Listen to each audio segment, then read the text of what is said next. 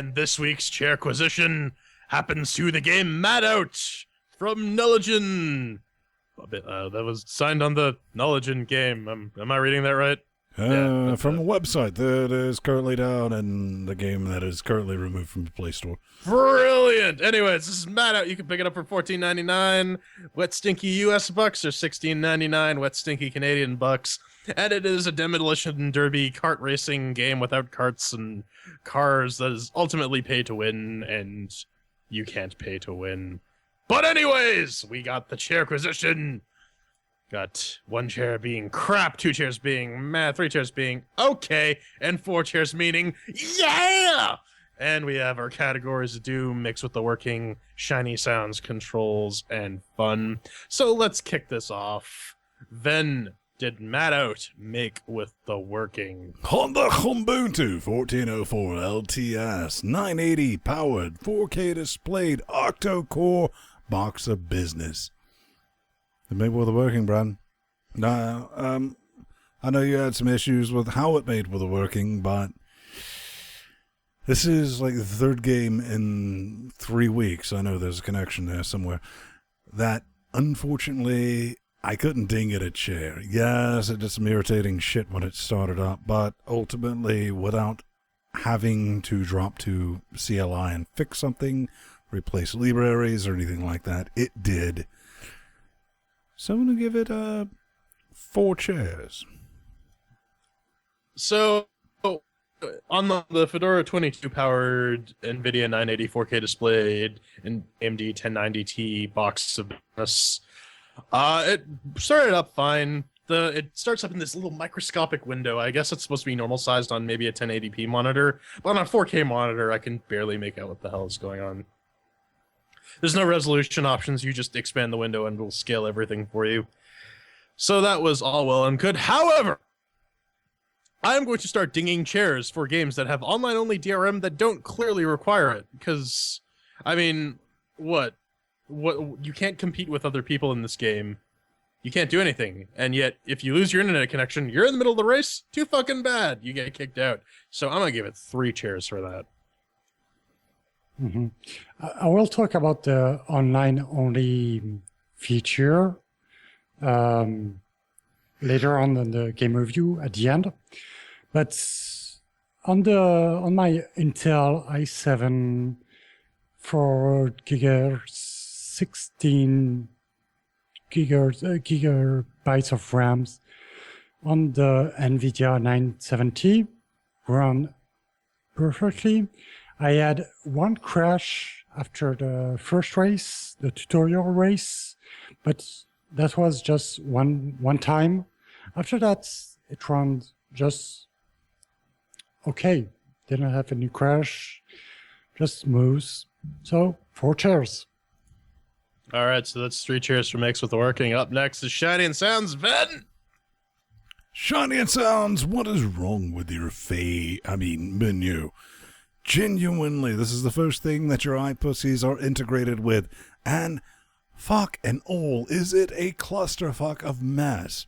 It's just bad. There's no description of anything that's going on. You have like a race flag, then you have a cog, then you can click on things over here that show you a bunch of wheels, but there's no description as to what that does, along with the guns and the mines and all that.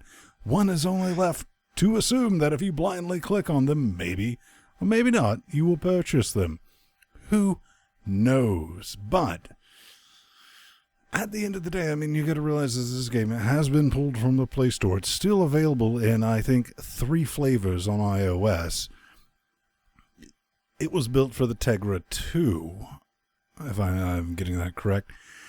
It looks all right, to be honest with you. I mean, you don't have resolution options. Like, if you're in 1080p on a 4K monitor, it's only going to show you 1080p because, you know, it's chewing on that glue stick too much. If you go to 3K, it'll go to 3K. 3K. Brilliant, then. 4K. 1 more K. No extra bonus soda required. And it'll give you that resolution. It runs absolutely fine. I mean, going like 90 FERPs. The racing looks all right. I mean, it doesn't look bad. Maybe some quality level of maybe like PS3 level graphics. Not horrible. I'm sure they look amazeballs on mobile. But at 28 inches, at 4K displayed, yeah, it's alright. Nothing to write home about. And the sounds, it's oonce and wob. I mean, I like to say, back in my day, things went oonce. Fuck that noise. This thing goes oonce, then it goes wob. I mean, it's got the dubstep and all that. Anything that you would expect to see as a soundtrack to Reddit subreddit Slavs squatting. I mean, that is exactly what you would expect. And it's there in spades. So, Shiny's being alright. Sounds, I'm going to ding it a chair for that because it's kind of annoying. But I'm going to give it 3 chairs, J-Baby. I've been. We got to talk about you going on Slav squatting and spending hours looking at people there. But that's Don't judge me! I will. No, Shiny Sounds, yeah, like Ben said, that menu just makes fuck all sense. I have no idea what anything does in that entire interface. Think of it as like a difficulty challenge. It's always on hard. I mean, the one thing that got me is that the analog sticks don't work in the menus. You got to use the D-pad. Mm-hmm. But in the just playing the game, the D-pad works or the analog stick works completely fine. I don't know why they fucked that up, but that's probably more of a control thing. Anyways, the game looks all right. Yeah, it's, I wouldn't be surprised if this was made for the Tegra because it looks like it looks good for what it is. I'm not blown away by the graphics at all. It's basically just a standard mobile game at this point. It might get a couple points for not being hipster pixel, but not enough to influence the score. The soundtrack is just forgettable. Wub wub wub wub wub. After a while, I just turned it off and listened to something else. All in all, I think it's an okay looking game. It's not anything to write home about. And the sounds don't do it any favors, so I'll give it 2 chairs. Yeah. On my side, I got the resolution options, but I was running at 1080p, so I guess I wouldn't run into the problems. The 3D models are okay. Really looks good on the in-game, but the menus, the player avatars, they look a little bit like shits. So, yeah, they seem to have quite decent 3D artists, but their 2D artists are like some noobs. It's from Soviet Russia, comrade. I'm sure maybe the old assets maybe be borrowed. Maybe. I thought about this. Especially, I'll mention it later, but especially since you said it was from the same people who did the Trackmania ripoff. And the soundtrack, well, it's got some dubstep, got some techno tracks, and some rock and metal tunes. It was ranging from annoying to okay, I guess. It's nothing memorable. So I'll give it 3 chairs overall. All right, so that's 2 chairs for Shiny and Sounds. Up next is Controls, Ben. Controls! I think you already mentioned J-Baby. Follow with the chairs. Hello to all the chairs. What do they mean to you and to this game? Well, once you first start off, they apparently mean fuck and all, because controls do not, with your X-Lone controller or anything of that noise, need to work. Just forget about it. Which kind of surprised me when I started the game. Then I still, out of reflex, reached over. I was like, oh, and it started moving. That was kind of neat. I said, well, all right, we're going to try to use that. Turns out, you can't remap anything. It's horrible in 2015, but what do you expect from these people? But for whatever scattershot luck they managed to achieve with Unity, it's laid out in a semi-logical manner. Yeah, with the controls. I mean, outside of not being able to rebind them, aside from that serious, genuine misapplication of judgment, everything worked. Wanna, take chairs away from them, but I can't because they did, and we gotta be honest. Fine, 3 chairs. 2 corrections to what Ben said. Number 1, it's on the Nuligine engine, not Unity. So it's not burdened with Unity's bullshit input handling. Number 2, you actually can rebind the controls. I'm stealing this a bit from Pedro's bit, which we had to remove because he's sick today. But you can rebind the controls, you just gotta edit XML files. So, Anyways, back to my personal experience. The default bindings are sane. They make sense. I didn't even bother looking at the controls and was able to figure it out. Like I said before, the one annoying bit was you need to use the D-pad for the menus and the analog stick for the gameplay. That just seems kind of dumb. Why would you delineate between the two? Sorting that fucking menu was like Margaritaville. No, that menu is entirely designed to be touch menu. But again, there's nothing to indicate what anything does. You just kind of have to select crap and hope for the best.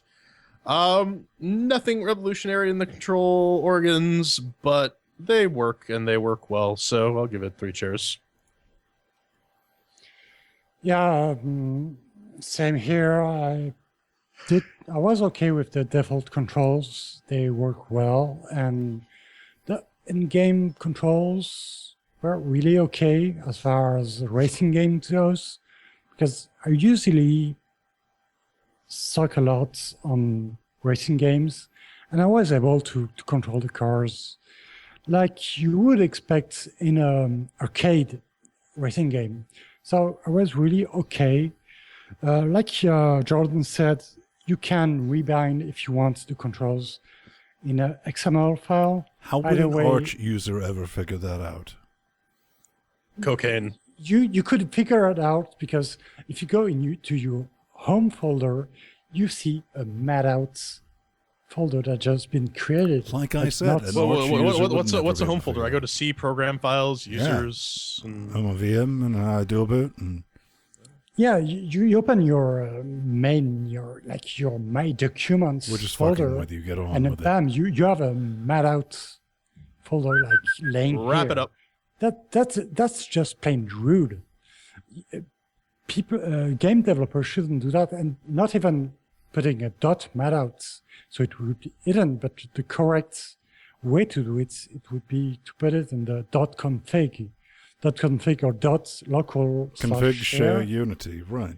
Isn't there like some XDG config variable that you can just reference and it will just put it in the correct place? This is the correct way to do it. You write your save game folders either in .config or .local share. So about those controls.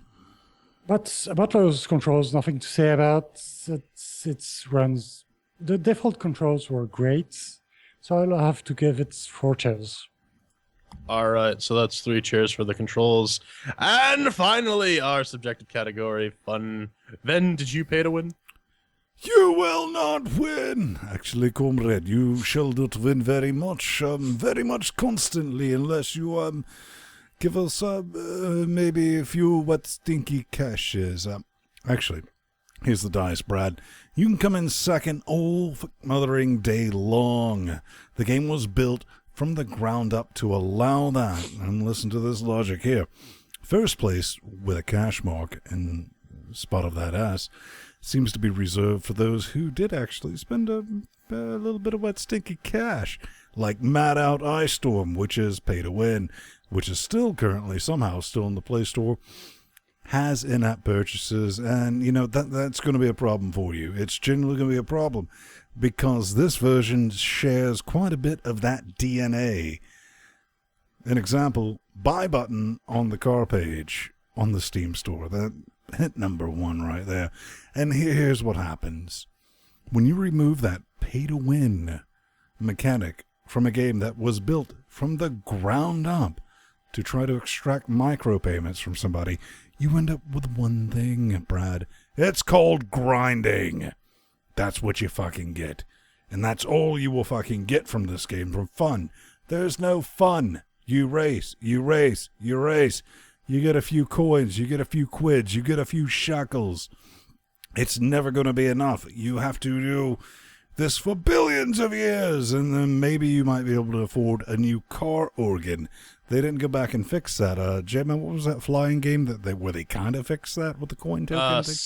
Skyforce. Skyforce. They did an all right job because they went back and tried to balance out. They realized, hey, we have a pay-to-win game, and we're going to try to rebalance that for the Steam store where you can't pay to win. These guys, fuck that noise. This is old-fashioned, still built to where if you could give them, you almost want to give them money because that's still in this game's DNA. It's not completely busted. Half off. We bought this at half off. It's normally, what, 14.99 wet stinky cashes, correct? Yep. $15. That, I would be flying into Moscow if I had bought this at 14.99. That would not have been a good time for anyone involved. I would have had an Adidas jumpsuit on and a mission. At $9.99, I'm looking at this and I'm like, it's your run-of-the-mill shit racing game. The racing is not too bad. It's a very jarring experience. I think Strider even pointed out that to where you go from like you actually get in-game and like, okay, it doesn't look horrible. It actually looks bad. Like I said, PS3 level quality graphics, but then you get to any other part outside of the actual racing and it looks like ass on a poo stick that's automatic. So it's not, just don't buy it at £9. If somebody gives it to you, you're gonna have at least 2 chairs worth of fun. If you buy this at 14.99 with that online DRM from a game that has been pulled from the Play Store without reasonable anything, no one's ever said a word about it, from the creators of that Trackmania ripoff that did the exact same menu, these are the same guys. I wouldn't expect this game to work that very long, but I think Strider's going to like kind of tip into maybe some pro tips maybe we can look forward to. So yeah, 2 chairs, baby. This game is fucking boring. Seriously, yeah, much like last week's game, I was struggling to stay awake playing it. They give you enough, much of these pay-to-win games that make it on Steam, they give you enough money, or in-game currency at the beginning of the game. You can basically max out what the starting car. You can't buy one of the new ones, but if you spend maybe not even like a fifth of all your money, you've basically upgraded all your cars, weapons, and whatnot. What about when you accidentally buy something by clicking on it with things that have no description? You're like, oh, shit. Oh, no. Yeah, well, you have no idea what any of these things actually do anyways. It's like, I guess maybe this gives me more missiles or more bullets. I don't know, but I can afford it. The tire menu is the perfect example. There's no description, and there's literally 40 fucking the tires tires. are just various prices. So I just went and picked the most expensive one. This is the best one. Given no other information, I have to assume this was the best one, so I bought it. Anyways, they give you enough money to outright upgrade your car to the best that it can possibly be. But after that, you are just stuck racing. Strider did the math. Go into that a bit more, but it's something like you have to play through to be able to afford a new car. And until then, everyone else has a better car than you. The AI fucking cheats. They will all gang up on you once you get into second place. Like, they'll just completely not care about anyone else. And one thing I've noticed is there's always one guy who will always get ahead far enough that he's completely removed from everyone else fighting, and he'll get first in like some obscene amount of time, and everyone else will finish it around the same amount of time. But I mean, the racing mechanic could be fun. This could actually be a fun game. Could be. If it was not pay to win and it was just not coded so deeply into it to the point where they haven't even bothered to fix the balance. They haven't been bothered to fix anything regarding it. The game, in short, is not fun. I would not recommend it at any cost until they fix their issues with the gameplay. 1 chair. Yeah, they do actually give enough money, well, almost enough money to buy a new car, like the cheapest one. So I did that instead. I ran a few races and I bought the cheapest car I could buy. So I was stuck with that and no money left. Well, were you upset that there wasn't a Peugeot? No, because I would have wanted a Renault. What about a Lancia? Yeah, but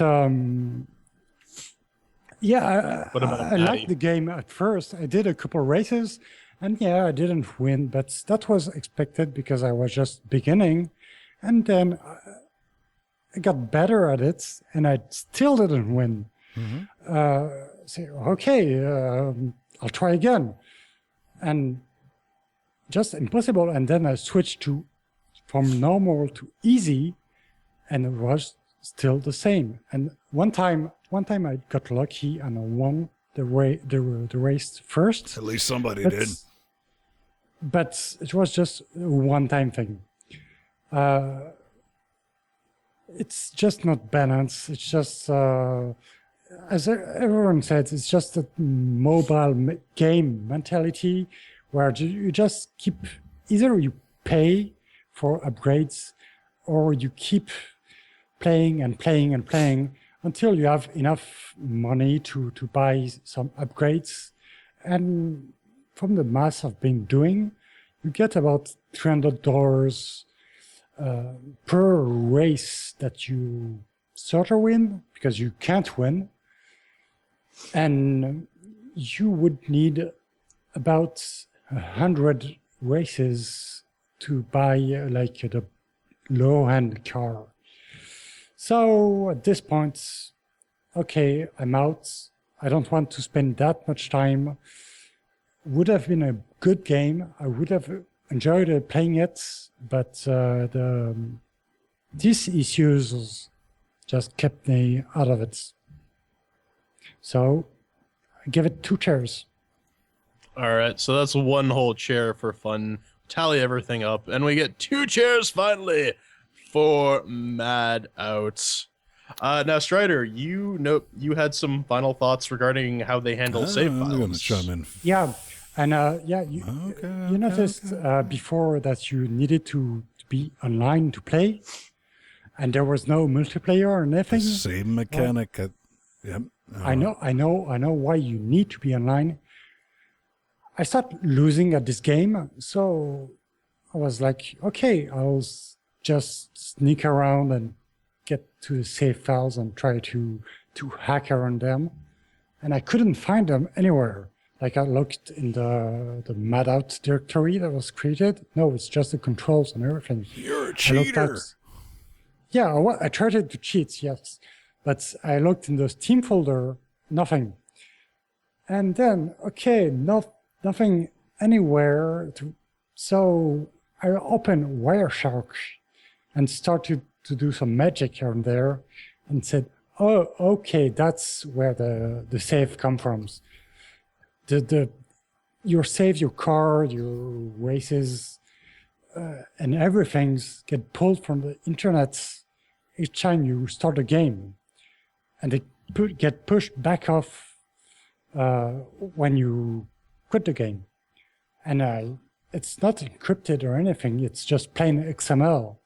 And I saw the cars I had, the amount of money I had, and I thought it would be a neat thing to do, to build some sort of proxy to get between those two and just give me loads of money to get like the cool cars.